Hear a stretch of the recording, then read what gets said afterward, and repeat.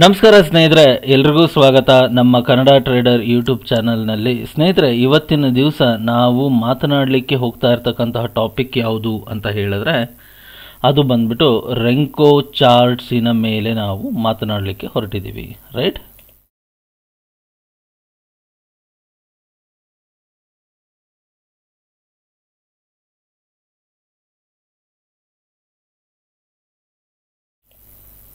So ಸ್ನೇಹಿತರೆ, ಈ ರೆಂಕೋ chart ಅಂದರೆ ಏನು? ಸೊ ಈ ರೆಂಕೋ ಚಾರ್ಟನ್ನು ಯಾವಾಗ ಯೂಸ್ ಮಾಡ್ತೀವಿ? ಇದನ್ನು ನಾವು ರೆಗ್ಯುಲರಾಗಿ ಯೂಸ್ ಮಾಡ್ತೀವ? ಸೊ ಈ ಎಲ್ಲ ಪ್ರಶ್ನೆಗಳಿಗೂ ಇವತ್ತಿನ ದಿವಸದಲ್ಲಿ ನಾವು ಉತ್ತರವನ್ನು ಪಡ್ಕೊಳ್ಳೋದಕ್ಕೆ ಪ್ರಯತ್ನವನ್ನು ಪಡೋಣ ಸ್ನೇಹಿತರೆ, ರೈಟ್? ಸೊ ಈ ರೆಂಕೋ ಚಾರ್ಟ್ ಅಂದರೆ ಏನು, ಯಾವ ರೀತಿಯಾಗಿ ಕೆಲಸ ಮಾಡುತ್ತೆ, ಇದು ಕೆಲಸ ಮಾಡೋದಕ್ಕೆ ಇದನ್ನು ನಾವು ಬಳಸಬೇಕಾ, ಟೆಕ್ನಿಕಲ್ ಅನಾಲಿಸಿಸಲ್ಲಿ ಬಳಸಬಾರ್ದಾ, ಎಲ್ಲದರ ಬಗ್ಗೆನೂ ಮಾಹಿತಿಯನ್ನು ನಾವು ಇವತ್ತಿನ ದಿವಸ ಕಲೀಲಿಕ್ಕೆ ಪ್ರಯತ್ನವನ್ನು ಪಡೋಣ ಸ್ನೇಹಿತರೆ. ಸೊ ಮೊಟ್ಟ ಮೊದಲನೇದಾಗಿ ಈ ರೆಂಕೋ ಚಾರ್ಟ್ ಅಂದರೆ ಏನು? ರೆಂಕೋ ಅಂತಕ್ಕಂಥದ್ದು ಏನಿದೆ, ಇದು ಒಂದು ಜಪಾನಿಯರ ಭಾಷೆಯಲ್ಲಿ ಬರುವಂತಹ ಪದ ಅಂತೆ. ಸೊ ಹಾಗಾಗಿ ಈ ರೆಂಕೋ ಅಂತಕ್ಕಂಥದ್ದು ಜಾಪನೀಸ್ ಅವರು ಬ್ರಿಕ್ಸನ್ನು ಅಂದರೆ ಇಟ್ಟಿಗೆಗಳು ಬ್ರಿಕ್ಸನ್ನು ಕರೆಯೋದಕ್ಕೆ ಬಳಸ್ತಾರಂತೆ. ಸೊ ಹಾಗಾಗಿ ಈ ಒಂದು ಚಾರ್ಟಿಂಗ್ ಮೆಥಡನ್ನು ರೆಂಕೋ ಚಾರ್ಟ್ ಅಂತ ಕರೀತಾರೆ. ಎಕ್ಸಾಕ್ಟ್ಲಿ ಸ್ನೇಹಿತರೆ, ಇಲ್ಲಿ ನಮಗೆ ನೋಡಲಿಕ್ಕೆ ಇಟ್ಟಿಗೆಯ ಮಾದರಿಯಲ್ಲಿಯೇ ಇರ್ತಕ್ಕಂಥ, ಅಂದರೆ ನೋಡೋದಕ್ಕೆ ನಮಗೆ ಇಟ್ಟಿಗೆ ಥರನೇ ಇಲ್ಲಿ ಚಾರ್ಟ್ ನಮಗೆ ಇಲ್ಲಿ ಕಾಣಿಸ್ತಾ ಇರ್ತಕ್ಕಂಥದ್ದು. ಒಂದು ಗ್ರೀನ್ ಕಲರ್ ಇಟ್ಟಿಗೆ ಬರುತ್ತೆ, ಇಲ್ಲ ಕಂಟಿನ್ಯೂಸ್ ಆಗಿ ರೆಡ್ ಕಲರ್ ಇಟ್ಟಿಗೆ ಬರುತ್ತೆ. ಇಲ್ಲಿ ನೋಡಿದ್ರಲ್ಲ, ಈ ಥರ ಒಂದು ಗ್ರೀನ್ ಕಲರ್ ಇಟ್ಟಿಗೆ ಅಥವಾ ಒಂದು ಕಂಟಿನ್ಯೂಸ್ ಆಗಿ ಒಂದು ರೆಡ್ ಕಲರ್ ಇಟ್ಟಿಗೆ ಬರ್ತಕ್ಕಂಥದ್ದು, ಸರಿನಾ? ಇಲ್ಲಿ ಈ ಒಂದು ಚಾರ್ಟನ್ನು ಯೂಸ್ ಮಾಡಬೇಕಾದ್ರೆ ಯಾವುದೇ ರೀತಿಯಾದ ಸಮಯದ ಪಾಬಂಧತೆ ಇರುವುದಿಲ್ಲ. ಅಂದರೆ ಈ ಒಂದು ಚಾರ್ಟನ್ನು ಯೂಸ್ ಮಾಡಬೇಕಾದ್ರೆ ಇಲ್ಲಿ ಪ್ರೈಸ್ ಮೂಮೆಂಟಿಗೆ ಫೋಕಸ್ ಆಗಿರುತ್ತೆ ವಿನಃ ಟೈಮಿಗೆ ಫೋಕಸ್ ಆಗಿರುವುದಿಲ್ಲ. ಉದಾಹರಣೆಗೆ, ಈಗ ಒಂದು ಬ್ರಿಕ್ ಸೈಜಿಂದ, ಒಂದು ಬ್ರಿಕ್ಕಿಂದ ಅಂದರೆ ಒಂದು ಇಟ್ಟಿಗೆಯ ಬೆಲೆ ಏನಾದರೂ ನೀವು 10 ಪಾಯಿಂಟ್ಸನ್ನು ಕೊಟ್ಟಿದ್ರಿ ಅಂತ ಇಟ್ಕೊಳ್ಳೋಣ. ಅಂದರೆ ಒಂದು ಇಟ್ಟಿಗೆ ರೆಡಿ ಆಗಬೇಕು ಅಂತ ಹೇಳಿದ್ರೆ 10 ಪಾಯಿಂಟ್ ಮೂಮೆಂಟ್ ಆಗಬೇಕು. ಒಂದು 10 ಪಾಯಿಂಟ್ ಮೇಲ್ಗಡೆಗೆ ಮೂವ್ ಆದರೆ ಗ್ರೀನ್ ಕಲರ್ ಇಟ್ಟಿಗೆ ಬರುತ್ತೆ, ಇಲ್ಲ 10 ಪಾಯಿಂಟು ಕೆಳಗಡೆ ಮೂಮೆಂಟ್ ಆದರೆ ಕೆಂಪು ಕಲರ್ ಇಟ್ಟಿಗೆ ಬರುತ್ತೆ, ಸರಿನಾ?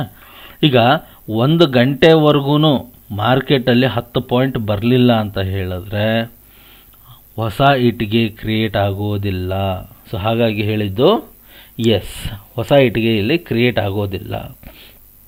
ಹಾಗಾಗಿ ಹೇಳಿದ್ದು ಈ ಒಂದು ಚಾರ್ಟ್ ಏನಿದೆಯಲ್ಲ, ಇದು ಟೈಮಿಗೆ ಅನುಗುಣವಾಗಿ ಅಲ್ಲ, ಪ್ಯೂರ್ಲಿ ಪ್ರೈಸಿಗೆ ಅನುಗುಣವಾಗಿ.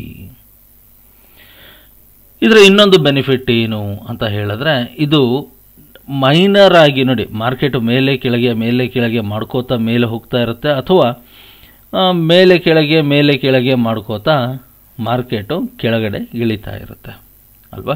ಇದು ಮಾರ್ಕೆಟಿನ ಒಂದು ನಾರ್ಮಲ್ ಬಿಹೇವಿಯರು. ಸೊ ಎಲ್ಲ ಟ್ರೇಡರ್ಸು ಮಾರ್ಕೆಟಲ್ಲಿ ಸ್ವಲ್ಪ ಕಾಲ ಕಳೆದಿದ್ದೀರಾ ಅಂತ ಹೇಳಿದ್ರೆ ನಿಮಗೆ ಇದ್ರ ಬಗ್ಗೆ ಮಾಹಿತಿ ಬಂದಿರುತ್ತೆ.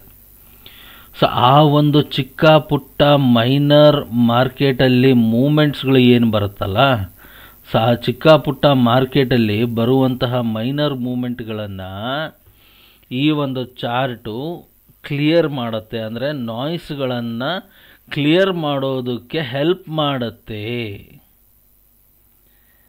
ಅಂದರೆ ಈಗ ಮಾರ್ಕೆಟು 5 ರೂಪಾಯಿ ಮೇಲ್ಗಡೆಗೆ ಇರುತ್ತೆ, 1 ರೂಪಾಯಿ ಕೆಳಗಡೆಗೆ ಇಳಿಬೋದು, ಬೇಡ 1.5 ರೂಪಾಯಿ ಕೆಳಗಡೆಗೆ ಇಳಿಬೋದು.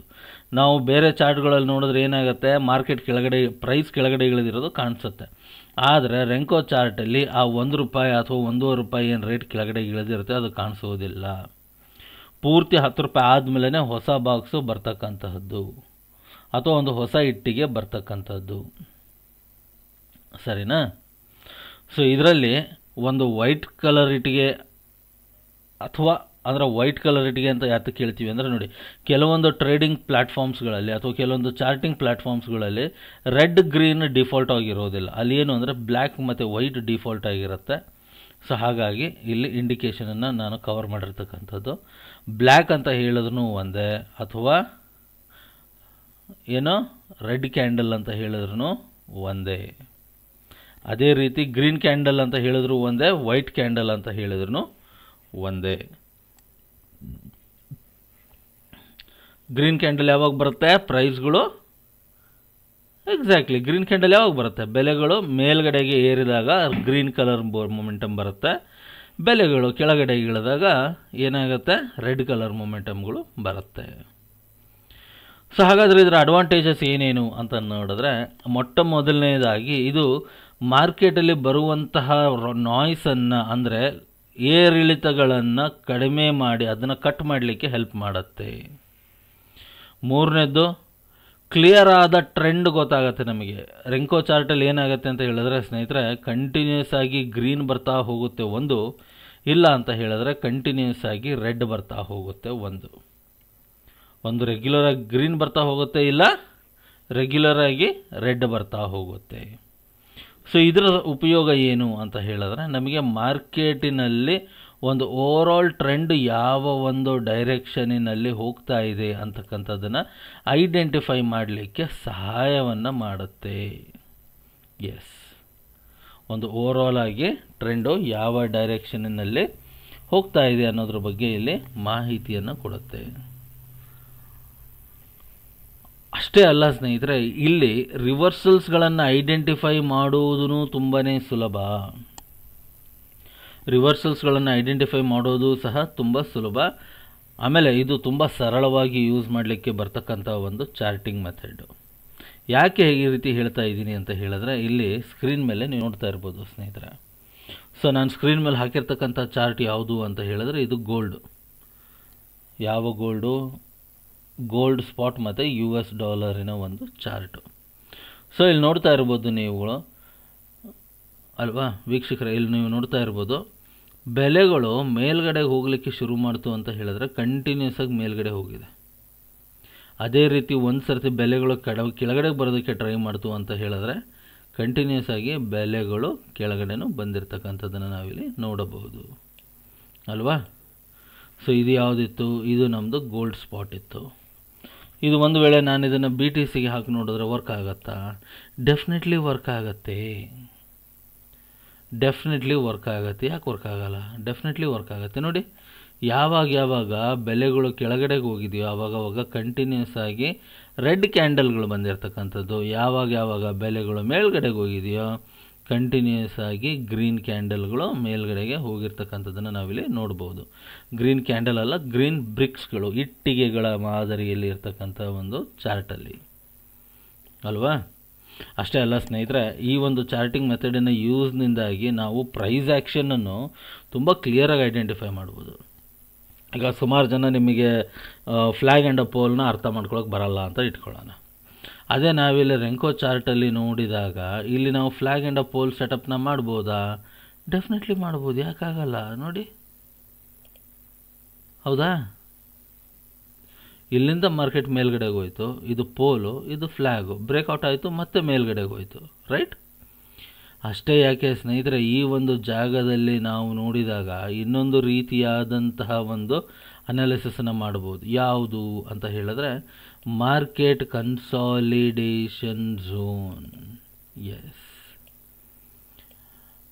ರ್ಯಾಲಿ ಬೇಸ್ ಡ್ರಾಪ್ ಅಥವಾ ಮಾರ್ಕೆಟ್ ಕನ್ಸಾಲಿಡೇಷನ್ ಆದ ನಂತರ ಬರುವಂತಹ ಬ್ರೇಕ್ಔಟಿನ ಸ್ಟ್ರಾಟಜಿ. ಸೊ ಈ ಎಲ್ಲ ಮಾಹಿತಿಗಳನ್ನು ಸಹ ನಾವಿಲ್ಲಿ ತಿಳ್ಕೊಳ್ಳೋದಕ್ಕೆ ಪ್ರಯತ್ನವನ್ನು ಪಡಬಹುದು ಸ್ನೇಹಿತರೆ. ಅಷ್ಟೇ ಯಾಕೆ, ಒಂದು ವೇಳೆ ನೀವೇನಾದರೂ ಟ್ರೆಂಡ್ ಟ್ರೇಡಿಂಗನ್ನು ಮಾಡ್ತಾ ಇದ್ದಂಥ ಸಂದರ್ಭದಲ್ಲಿ ಏನು ಮಾಡ್ಬೋದು? ಇಲ್ಲಿ ಟ್ರೆಂಡನ್ನು ಸಹ ನಾವು ಹಾಕಿಕೊಂಡು ಅಳತೆಯನ್ನು ಮಾಡಿಕೊಂಡು ಅದರ ಬ್ರೇಕ್ಔಟ್ ಮೇಲೆ ಟ್ರೇಡನ್ನು ತಗೊಳ್ಳೋದಕ್ಕೂ ಸಹ ಇಲ್ಲಿ ಹೆಲ್ಪ್ ಮಾಡುತ್ತೆ ಅಲ್ವಾ. ಇನ್ನು ಡಬಲ್ ಟಾಪ್ ಬಂದಿದೆಯಾ? ಎಸ್, ಇಲ್ಲಿ ನಾವು ನೋಡ್ಬೋದು. ನೋಡಿ ಎಷ್ಟು ಕ್ಲೀನಾಗಿ ಡಬಲ್ ಟಾಪ್ ಬಂದಿದೆ. ಇಲ್ಲಿ ಡಬಲ್ ಟಾಪ್ ಆಗಿದೆಯಾ? ಎಸ್. ಸೊ ಈ ರೀತಿಯಾಗಿ ನಮಗೆ ಟೆಕ್ನಿಕಲ್ ಅನಾಲಿಸಿಸನ್ನು ಮಾಡಲಿಕ್ಕೆ ತುಂಬಾ ಒಂದು ಸರಳವಾಗಿ ಅನುಕೂಲಕರವಾಗಿ ಬಳಸಬಹುದಾದಂಥ ಒಂದು ಚಾರ್ಟಿಂಗ್ ಮೆಥಡ್ ಯಾವುದು? ರೆಂಕೋ ಚಾರ್ಟು. ಸರಿನಾ? ನೋಡಿ, ಇದರಲ್ಲಿ ಇಷ್ಟೊತ್ತವರೆಗೂ ನಾವು ನೋಡಿದ್ವಿ, ಇದನ್ನು ನಾವು ಟೆಕ್ನಿಕಲ್ ಅನಾಲಿಸಿಸ್ಗೆ ಬಳಸ್ತೀವಿ, ಇದು ಪ್ರೈಸಿಗೆ ಅನುಗುಣವಾಗಿ ಕೆಲಸ ಮಾಡುತ್ತೆ, ಟೈಮಿಗೆ ಅನುಗುಣವಾಗಲ್ಲ, ಎಲ್ಲದೂ ಸರಿ. ಆದರೆ ಇಲ್ಲಿ ಈ ಇಟ್ಟಿಗೆಗಳ ಸೈಜ್ ಅಂದರೆ ಎಷ್ಟು, ಒಂದು ಇಟ್ಟಿಗೆಗೆ ಎಷ್ಟು ಪಾಯಿಂಟ್ಗಳು ಕವರ್ ಆಗಿರುತ್ತೆ ಅಂತ ಹೇಳಿದ್ರೆ ಅದು ನಾವು ಮ್ಯಾನ್ಯುಯಲ್ ಆಗಿ ಸೆಟ್ ಮಾಡಬಹುದು. ಏನು ಮಾಡ್ಬೋದು? ಮ್ಯಾನ್ಯುಯಲ್ ಆಗಿ ಬೆಲೆಗಳನ್ನು ನಾವು ಸೆಟ್ ಮಾಡಬಹುದು. ಹೇಗೆ ಹಾಗಾದರೆ? ಒಂದು ಇಂಡಿಕೇಟರನ್ನು ಬಳಸಿ, ಅಂದರೆ ನಾವು ಒಂದು ವೇಳೆ ATR ಅಂತಕ್ಕಂಥ ಇಂಡಿಕೇಟರ್ ಏನಿದೆ, ಆ ATR ಅಂತಕ್ಕಂಥ ಇಂಡಿಕೇಟರನ್ನು ಬಳಸಬಹುದು. ಎಸ್, ATR ಅನ್ನುವ ಇಂಡಿಕೇಟರನ್ನು ಬಳಸಬಹುದು. ನೋಡಿ, ನಾನಿವಾಗ ಇಥೇರಿಯಮಲ್ಲಿ ಚಾರ್ಟನ್ನು ಹಾಕ್ತಾ ಇದ್ದೀನಿ ಸ್ನೇಹಿತರೆ. ಇಲ್ಲಿ ಯಾವುದನ್ನು ಬಳಸ್ತಾ ಇದ್ದೀನಿ ನಾನು? ರೆಂಕೋ ಚಾರ್ಟು. ರೆಂಕೋ ಇಲ್ಲಿದೆ, ಸರಿನಾ? ನೋಡಿ, ಇಲ್ಲಿ ನಾನು ನೋಡಿದಾಗ, ಇಲ್ಲಿ ನೋಡಿ, ಇಲ್ಲಿ ನಾನು ಸೆಟ್ಟಿಂಗ್ಸಿಗೆ ಬಂದಾಗ, ಇಲ್ಲಿ ನನಗೆ ನೋಡೋದಕ್ಕೆ ಆಪ್ಷನ್ ಸಿಗುತ್ತೆ. ಏನು? ಬಾಕ್ಸ್ ಸೈಜ್ ಏನಿರಬೇಕು, ಟ್ರೆಡಿಷ್ನಲ್ ಇರಬೇಕಾ ಅಥವಾ ATR ಅಂತ ಹೇಳಿದ್ರೆ ಆವ್ರೇಜ್ ಟ್ರೂ ರೇಂಜ್, ಅಥವಾ ನನಗೆ ಟ್ರೆಡಿಷ್ನಲ್ ಅಂದರೆ ನಾನು ಮ್ಯಾನ್ಯುವಲಿ ಇಲ್ಲಿ ಬೆಲೆಗಳನ್ನು ಕೊಡಬಹುದು. ಲೈಕ್ 10 ಪೈಸಾಗೆ ಒಂದು ಬಾಕ್ಸ್ ಆಗಬೇಕಾ, 50 ಪೈಸಾಗೆ ಒಂದು ಬಾಕ್ಸ್ ಆಗಬೇಕಾ, ಅಥವಾ $1 ಒಂದು ಬಾಕ್ಸ್ ಆಗಬೇಕಾ, ಅಥವಾ $10 ಆಗಬೇಕಾ, ಅಥವಾ $50 ಒಂದು ಆಗಬೇಕಾ, ನಮಗೆ ಏನು ಬೇಕು ಆ ಒಂದು ಪಾಯಿಂಟ್ಸನ್ನು, ನಂಬರ್ ಆಫ್ ಪಾಯಿಂಟ್ಸನ್ನು ನಾವಿಲ್ಲಿ ಕೊಡಬಹುದು. ಅಥವಾ ಪರ್ಸಂಟೇಜಿನ ವೈಸಲ್ಲೂ ಕೊಡಬಹುದು. ಅಂದರೆ ಒಂದು ವೇಳೆ ನನಗೆ ಮಾರ್ಕೆಟಲ್ಲಿ ಏನಾದರೂ 0.1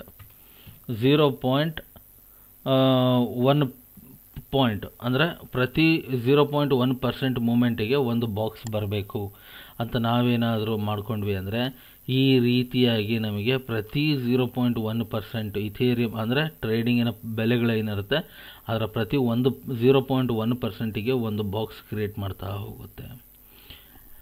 ಸೊ ಸ್ನೇಹಿತರೆ, ಇದಾಗಿತ್ತು ಈ ಒಂದು ಬಾಕ್ಸನ್ನು ನಾವು ಡಿಕ್ಲೇರ್ ಮಾಡುವಂತಹ ಪದ್ಧತಿ, ಸರಿನಾ? ಇನ್ನು ಬ್ರಿಕ್ಸ್ ಫಾರ್ಮೇಷನ್ ಯಾವ ರೀತಿ ಆಗತ್ತೆ ಅಂತ ಹೇಳಿದ್ರೆ, ಬೆಲೆಗಳು ಮೇಲ್ಗಡೆಗೆ ಹೋದಾಗ ನನಗೆ ಗ್ರೀನ್ ಕಲರ್ ಬ್ರಿಕ್ ಬರುತ್ತೆ ಬೇಸ್ಡ್ ಆನ್ ದ ಯೋಚನೆ ಮಾಡ್ತಾರೆ ಕರೆಕ್ಟು.